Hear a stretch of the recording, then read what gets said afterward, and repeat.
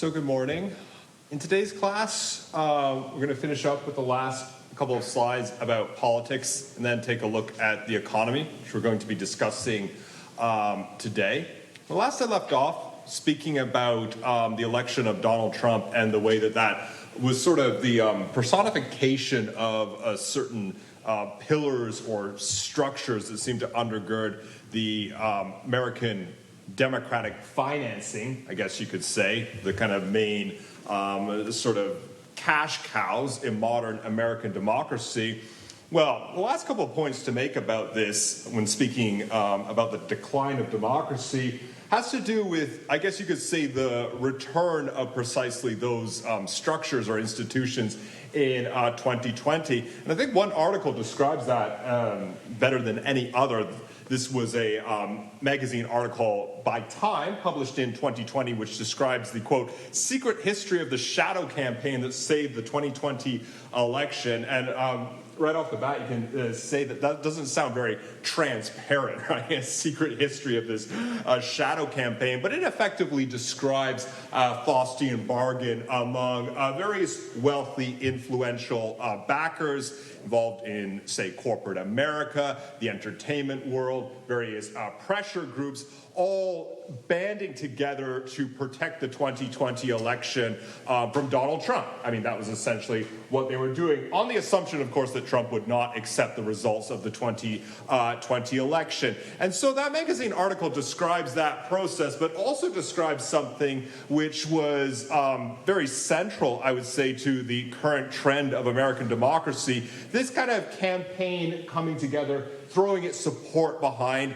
Joe Biden, who represents, of course, this safe establishment image. In fact, I would wager that these forces in the American corporate world, entertainment industry, major CEOs, they were also active during the Democratic Party primaries and basically were supporting Biden at that time because they don't necessarily want radical change. Those figures don't actually want dramatic change. Rather, they want some kind of continuity. And so I guess you could say that this was the return of the status quo of sorts. And there was certainly a focus on changing the rhetoric at the top without necessarily changing the policy direction in America. Consequences of the decline of democracy, what happens when you see the rhetoric surrounding democracy and also the practices of democracy go into decline, where there are lots of different things we could point to. But one thing I mentioned there in the slides is the emergence of so-called hot button issues, which have taken such a paramount role in modern democracy. In Britain during Brexit, for instance, I mean, there are all sorts of different issues to discuss about Brexit, about Britain's place within the European Union. But notice the way that those so-called hot-button issues, emotionally charged issues, end up crowding out everything else, crowding out the discourse and the dialogue, centered in particular on immigration. I mean, that basically became the central issue with Brexit, and there you see some kinds of posters supporting the Leave campaign. You might note the overtly anti-immigrant, xenophobic poster in the lower left corner, just presented at the time, basically to stir up people's emotions on any one of a number of issues without actually talking about the most relevant issues. And also scandal mongering and muckraking. I mean, this is more relevant to American politics today than ever before. You have there the Bidens, Joe Biden and his son, Hunter Biden. Remember the story, of course, of Hunter Biden leaving his laptop, misplacing his laptop at a computer repair shop. Well, Hunter Biden belongs to a kind of a long-standing tradition in American politics of someone who basically sells his last name in exchange for money. I mean, that's effectively what he does. He's not the first person to do that, but he's also struggled with drug addiction as well. Thus, his laptop has provided an endless cornucopia of sordid details and seedy muckraking, which has dragged on endlessly for years. I mean, that's been kept in the news continuously because this particular laptop is a gift that just keeps on giving, and there's just kind of reversion down to kind of that base level of just seeking out the scandal and then using that to kind of funnel political dialogue reaching all the way to an impeachment inquiry against the president right now. I mean, that's kind of a long-standing tradition which has kind of circulated endlessly, going back even to the Bill Clinton days with his the sex scandal surrounding Clinton. That too has become central to the kind of dialogue or discourse surrounding contemporary American politics. Lost in all of that? Well, I would say that lost in all of this are the trends and currents of the people and the people's perceptions in countries like Britain and America. And keep in mind that that is ostensibly the purpose of a democracy, is to keep the government accountable to the people and to measure the prevailing trends and views and perspectives of the people within society, to keep the government beholden to those views. Not everyone is going to be gratified, of course, because you have elections and you have these different perspectives. But you know you're dealing with a shaky democracy, even a failed democracy, where you see evidence of the government ignoring what the people are saying, ignoring what the majority of the people are saying. You only have to go back to the 2016 election in America to get a sense of the changing currents and trends in contemporary American culture. Because remember, that was the election where people were stunned by the rise of two candidates, not just Trump, who nobody would have expected to actually win the presidency when he first announced his nomination, but also Bernie Sanders as well. Remember his shocking rise in the Democrat primaries as a total outsider and someone who spoke openly about ideas of socialism, for instance, or changing American foreign policy. He too was someone who was very much against the grain of contemporary American politics and someone who was speaking that mantra of self-funding, mainly divesting politics from the endless corporate donors and corporate backers. Well, if you kind of add things up proportionally speaking, it seems as though Americans as a whole would either support Sanders or Trump. I mean, that would be the majority if you add up those two camps, hence Trump's misguided attempt to bring Bernie Sanders supporters over to him, which was never going to happen, right? But he had this kind of idea of, oh, these are outsiders, they want the view as well. But what that tells you, I think, is that a sizable number of Americans, if not the majority, are sick and tired of the status quo. They're tired of the political establishment. They want alternative. It might come from the left or it might come from the right, depending on their political stripes, but they don't want continuity anymore. And there's all sorts of reasons why that might be the case, but I think we can boil things down to a kind of simple explanation which is applicable to America and to Britain and parts of Europe as well. The perception of the people on the most basic terms is that wealth inequality is growing, not shrinking right now. It's getting worse, not getting better. And so if people perceive that, then they start asking, demanding for change. And crucially, when you look at American democracy, they're not getting it with the political establishment. They're not actually getting this transition and change. There is actual resistance within that to that happening. Another thing as well, and this is relevant as we think about the 2024 election, American democracy in general thrives on losers' consent. The party or the political candidate that gets defeated must concede defeat in a functioning democracy. And think about that in relation to 2020 and also the possibilities that are arising in the next election. Trump, for instance, never conceded defeat in the election, still hasn't done so. Democracy needs that concession in order to actually function.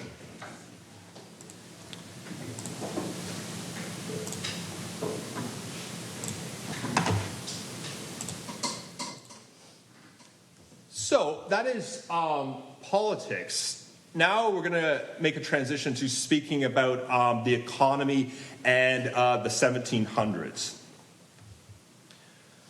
So there's the itinerary for today. We're going to actually spend 2 classes speaking about the economy because there's a lot to discuss, and I would say that economics has been in the background of a lot of the lecture material up to this point. Remember the material paradigm, which is basically about economics at its core. 2 classes because there's a lot to talk about, both the historical foundations and also the contemporary period.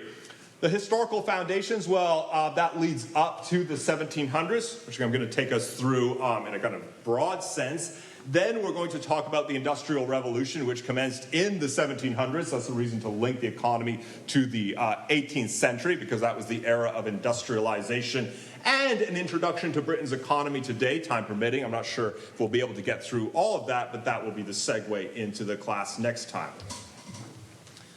So the historical foundations leading up to the 18th century, we have the Great Divergence, the Enlightenment and mercantile capitalism, and gold. And there's a lot more we could discuss, but these are just the points I'm going to focus on.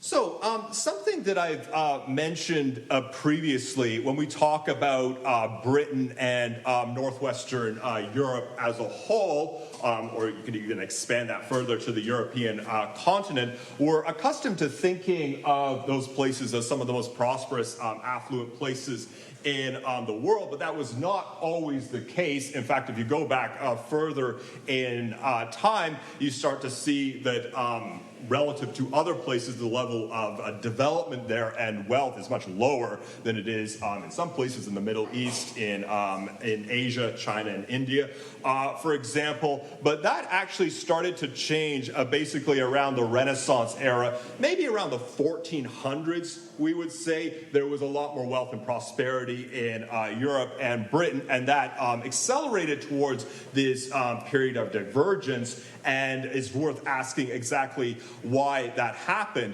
I guess as far as Europe is considered, you could think of this in relation to the old proverb about opportunity growing out of hardship, because in terms of a turnaround in Europe, probably began to really occur in the 1400s. Remember what I said previously, the 1300s were a time of tremendous hardship in Europe. You had the bubonic plague, the Black Death, which wiped out however many people, a third of the population, probably even more than that. And you also had a famine that was brought on by volcanic activity, changing climate patterns as well. So a lot of people starved to death. So that was a very dire time in the continent as a whole. And then you see a kind of transition in the 1400s.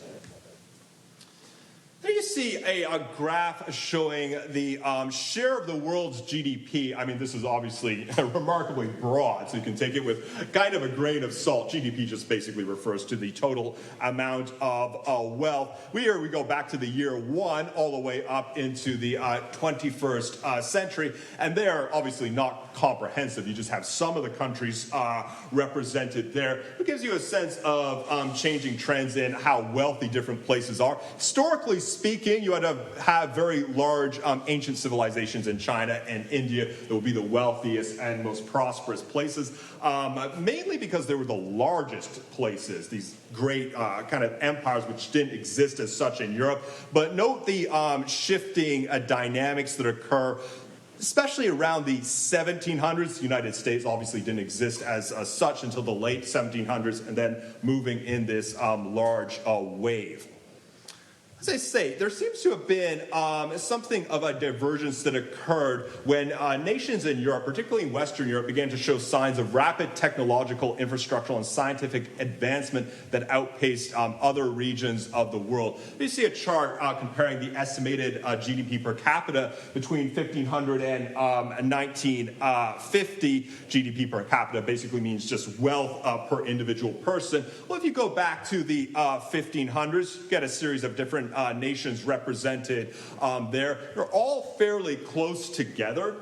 There's that kind of clustering together, and relatively speaking, people are, for the most part, quite poor because not a whole lot of wealth is being produced. That's true of all people across society.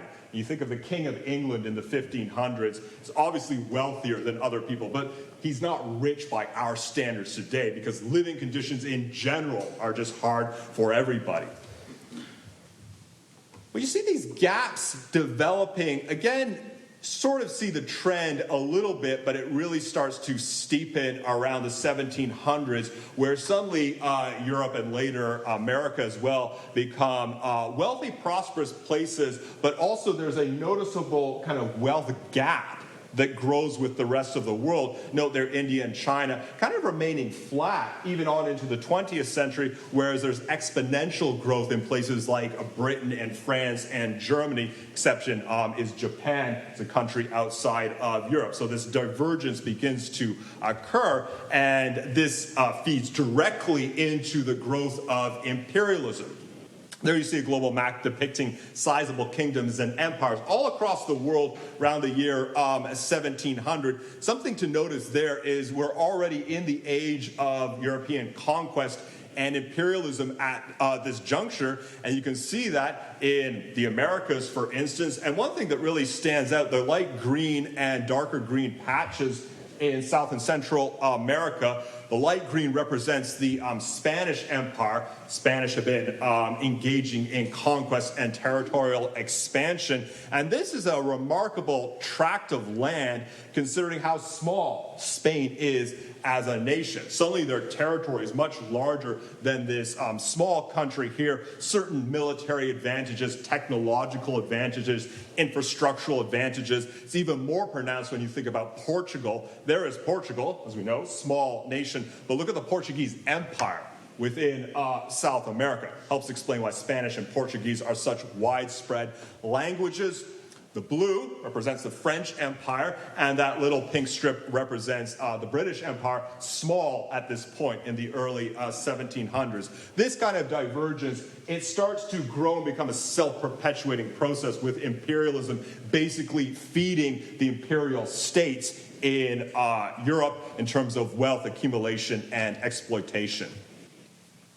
The question that has occupied people for a long time is why precisely do we see this kind of divergence occurring? And that always is the question when we look at the kind of global map today. We're aware of these gaps in wealth, and we ask ourselves, well, why? Why is it the case that some countries flourish in certain conditions and others don't? Why are some places rich and some places poor? And that's always something that we have to take into account. Well, during the era of imperialism, the European nations did have their own self-justifying explanations for why this was happening, since disproven. And two of the biggest explanations, not the only two ones, but certainly two of the largest ones, concerned religion and ethnicity. The first one, religion, had to do with Christianity. Christianity, the shared religion across the European continent, is something that unites the countries together, although by this era there was already the division between Protestants and Catholics. But the basic logic of this would say that there is something in Christianity, something in this religious doctrine that bestows the people with the right to rule over other people around the world, gives them certain abilities or means that they're ordained by God to have this kind of superior civilization or superior culture. As I say, self-justifying because it basically just calls upon their own culture and their own society. That obviously is wrong, because by that logic, Europeans should have been ruling over the world for a much longer period of time.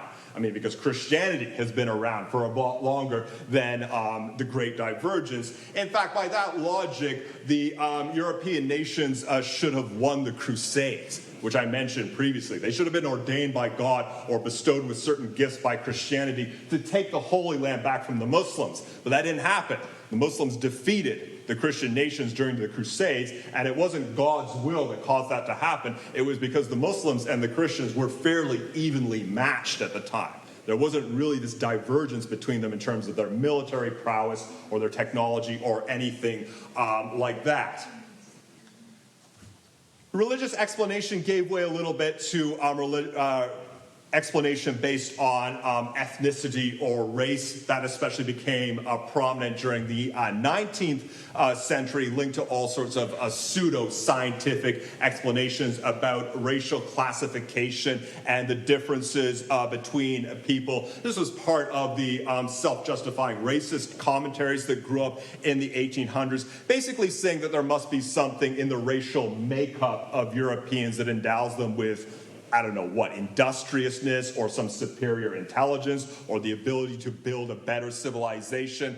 all those kinds of essentialist explanations became much more prominent than the religious explanation that had preceded it. It's kind of ironic because the explanation on the basis of ethnicity was even dumber than the explanation on the basis of religion, because again, by that logic, Europeans should have been ruling the world for thousands of years, because the genetic makeup of Europeans has been in place for thousands of years. That obviously was not the case. As I said, for a long time, different parts of Europe were kind of backwater places in the world. So there wasn't any kind of inherent or intrinsic advantage that the European people had over other people. No, this was something that started to happen at a certain point in history, as I say, around the 1400s, really accelerating around the 1700s.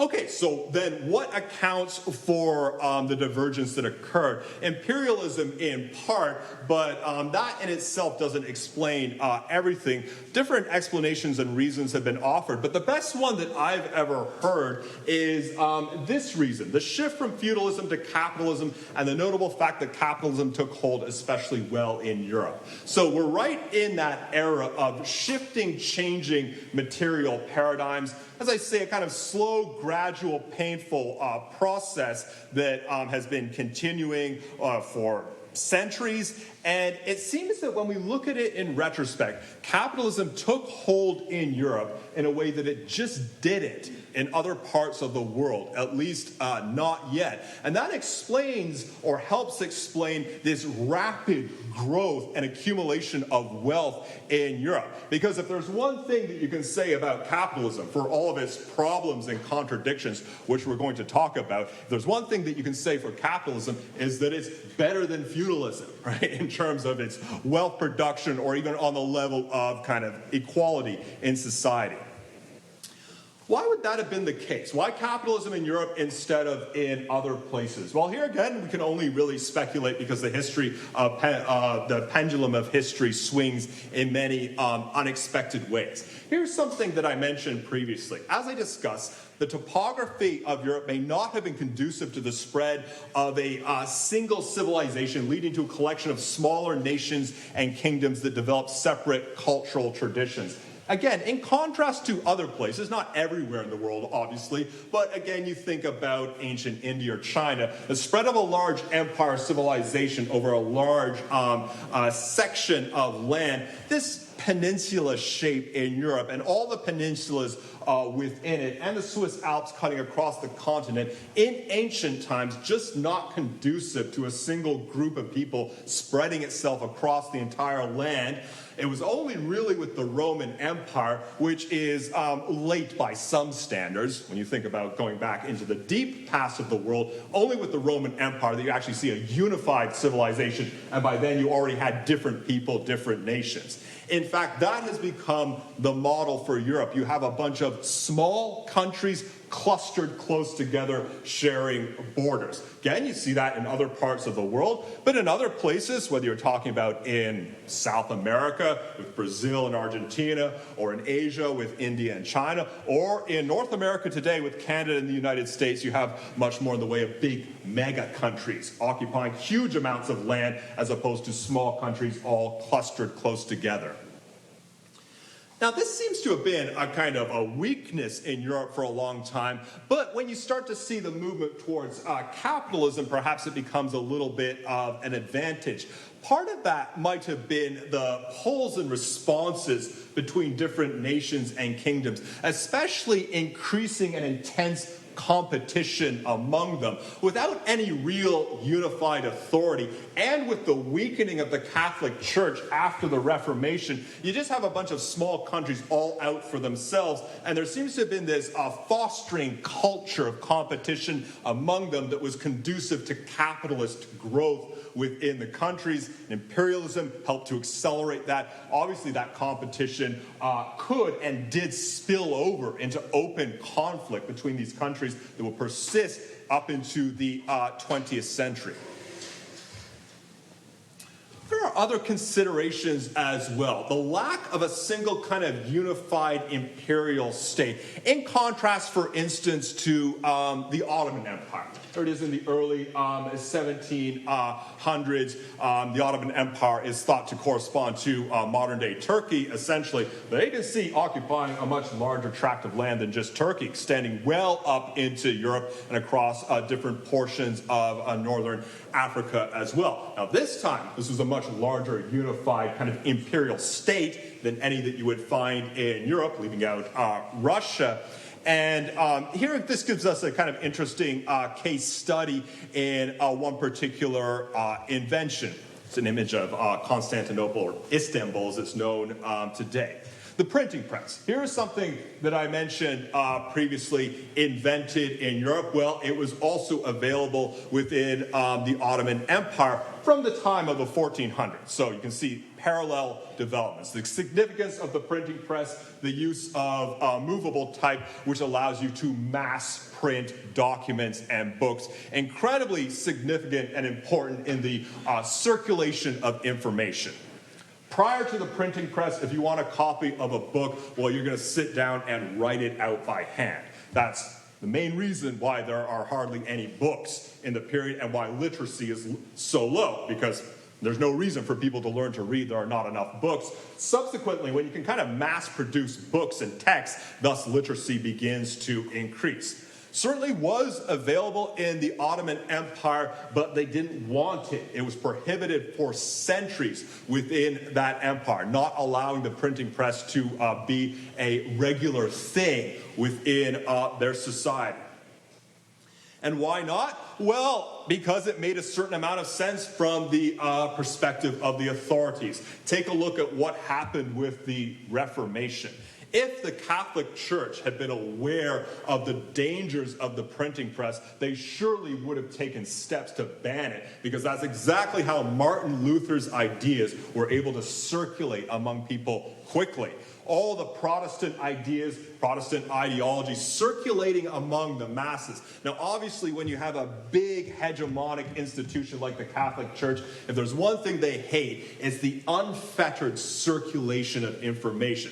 No, they want to be able to control what people are reading and the kinds of ideas that they are having. But that breaks free of the church's control, and it moves and changes people's views and opinions. The church didn't have the ability to clamp down on that. In fact, neither did the European nation states at the time, because you don't have this big unified empire. You don't really have that kind of one authoritative voice. You have a bunch of small kingdoms. And I would also wager that certainly the Renaissance monarchs in Europe, they too would have curbed the printing press, because they're also authority figures. They don't like people just kind of speaking out or having their own ideas and opinions. The Ottoman Empire can, in fact, ban the printing press, unified enough, strong enough as a nation state in order to do that. So it's actually the strength of this empire, in contrast to the European states, that allows them to take that measure, that step.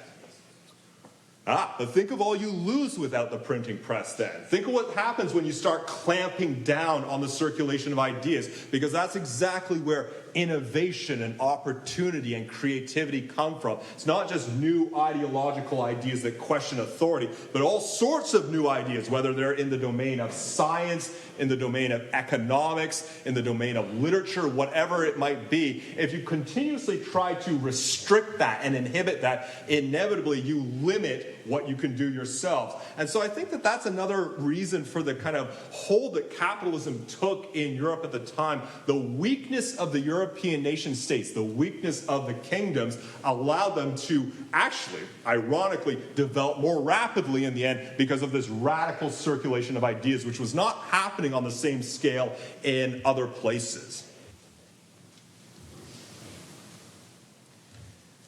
Now, we've already touched upon exactly what this could have entailed, or the sort of important developments that came out of that. Rapid circulation of ideas, very crucial in the growth of the Enlightenment. And here is Copernicus, individual I mentioned previously. And here we have a case study of someone coming up with ideas that were contrary to the religious authorities. Now, Catholic Church and the religious authorities certainly didn't like Copernican thinking, this idea about the sun being the center of the universe, because that contradicted what they were trying to say. But they couldn't clamp down on those ideas strong enough, thus the heliocentric model of the universe begins to take hold. And this actually happened on a massive scale subsequently during the era of the Enlightenment.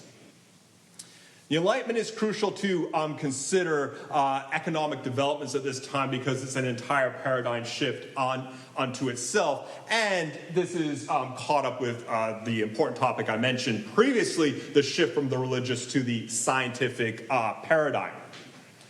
This was really a transition towards empirical thought and empirical science. When I say empirical, basically it means what you can observe through your senses, and in the realm of science, we usually think about it in terms of coming up with hypotheses and then testing those hypotheses through different experiments. Now, empiricism in that context, it stands in opposition to tradition or received wisdom. Now, there was certainly scientific thinking that existed in medieval and Renaissance Europe, but a lot of it really did rely on precedent and tradition. Here is a case in point, an example here. Mentioned the geocentric model of the universe with the Earth at the center. There's one example of an inherited model. Here's another example of an inherited model that takes us all the way back to ancient Greek society perfected in the works of Hippocrates. Note that takes us back into the BCs. So when we get into the 1500s, 1600s, thousands of years that people have been relying on this. Basically, it's a theory that divides people into different personality types, which is a little bit restrictive when you think about it. You can be phlegmatic, sanguine, choleric, or melancholic. Those are the 4 types. You might think to yourself, gee, which class do I actually fall into? But for our purposes, the really significant point here is that they determined that these personality types were linked to certain elements in the body, but also certain elements in the world. And if they were talking in a kind of universal sense, they would say that there are 4 main elements in the world, 4 main elements in the universe. You've got water, air, fire, and earth. So if you want to break things down, obviously it's more complex than that, but this is basically what everything is composed of, what everything is made up of. And as I say, that was a model that prevailed for centuries, if not millennia. So, Enlightenment thinking, what would the Enlightenment scientific thinking say? Well, you could say they build on this model to an extent, but they also rework it very significantly. This model is basically speaking about the importance of, say, breathing air, right? If you tell people that in the medieval period, hey, you know you need to breathe air in order to survive, they would say, yeah, we know that, right? Of course you need to breathe air in order to survive. But what would have surprised them, however, is the idea that air is composed of a bunch of smaller elements. Because from their perspective, air is just air. It's this kind of irreducible thing that exists in the world. But during the Enlightenment era, they say, well, actually, air is full of a lot of stuff like oxygen, nitrogen, hydrogen, among others. And it's actually the oxygen in the air that's keeping us alive, not just the air in and of itself. So too with water. The idea that we need to drink water in order to survive, well, yeah, that's no news to anybody in the world, right, at any point in history. But the idea that water is actually a compound made up of hydrogen and oxygen, because from the pre-Enlightenment perspective, they would say, no, water is just water. That's it in and of itself. It's not made up of other things. So that was a kind of a shift in their thinking. There you see some of the other elements that they were aware of going back to classical times. So they didn't kind of collapse everything together. They know, for instance, that copper and silver are different from each other, and that's different in turn from tin or lead or gold or mercury or whatever. But during the Enlightenment era, there was this kind of mass movement towards a new perspective, a new understanding of the bit parts, the component parts of the world, the elements that make up not only us and the earth, but the universe as a whole. Look at all the things that were discovered during this period. You have carbon, instrumental in the growth of life, nitrogen and oxygen. I mentioned previously, again, didn't even know about oxygen per se, prior to the later part of the 1700s. Discovery of hydrogen, the single most commonly found element in the entire universe. Weren't aware of it as a separate thing. So it's a kind of shift in how we understand the composition, the makeup of the universe that began to occur during this era. So Britain's place in this, we're going to kind of shift to the focus on our main case study of Britain and talk about the Industrial Revolution. 1707, the Acts of Union united England and Scotland, though they had shared the same monarch since 1603. We'll call that important distinction. 1603 was when the monarchies were united through James, but it was only over 100 years later that we actually do have the basic present state of the country. To a degree, this gives birth to the Kingdom of Great Britain, encompassing England, Scotland, Wales, and Ireland. Difference today is that it's Northern Ireland, not just Ireland. There you see the different proposed flags, which were basically combining the flags of England and Scotland. That was the idea, because to an extent, Scotland joined the Union voluntarily. I mean, I say to an extent because Scotland had remained, of course, this independent nation for such a long time. But this was during the era of imperialism, and there was this kind of understanding that every nation in Europe needed to grow and expand in order to survive. They all needed to have their own empires. Scotland did indeed try to have its own empire, which was based in, I think what's Panama today. It was a kind of brief venture that failed. And as soon as the Scottish Empire failed, they hooked themselves to the kind of larger oppressor, in this case England. But that's basically the reason why the final flag is indeed an amalgam of England and Scotland, the Union Jack, which, as I say there, existed, but really only officially adopted in the year 1801. Imperialism became the era of mercantile capitalism. That was true in Britain, true in the other European countries. And I guess you could say the basic principle of mercantile capitalism is that you should manufacture a lot of stuff. You should be a kind of manufacturing giant. Now, these kinds of principles and ideas haven't necessarily vanished from modern economic thinking. Think about countries today that are great manufacturing giants, meaning they make a lot of products, make a lot of stuff that people buy. Well, Britain was intent on being exactly that kind of country. Manufacturing what? Well, whatever you can sell to other people. Textiles, clothing, furniture, whatever it might be. You want to be making as much of that stuff as possible. However, you need particular raw materials in order to produce all of this stuff. And there are certain raw materials that you can't necessarily find or produce in Britain. For instance, cotton. Cotton, which became just that absolutely staple crop, increasing in importance over time. Cotton, instrumental in the production of clothing. I mean, probably even more so in this era because you don't have synthetic fibers at this time. But you can't grow cotton in Britain, though. Climate is not conducive to doing so. So if you want to be a kind of manufacturer, producer of clothing, well, then you need someone else to grow your clothing, and that goes a long way towards explaining imperialist expansion. The acquisition of land in places where the climate is more conducive to growing this very important crop. Southern United States, for instance, famously became this welter of cotton production. Other crops as well, like sugar cane, for instance, you can't grow it in Britain. So conquer land where you can grow it and also bring in people, cheap labor or slaves as the case might be, to assist in the production. And this creates, as you can see, this cyclical process where you bring the raw materials back to Britain, they spin and weave it into a finished product, sell the product, and in turn you get something very valuable, namely gold and silver. Other things as too, but really this was the era when we see the advent or the introduction of a kind of universal currency.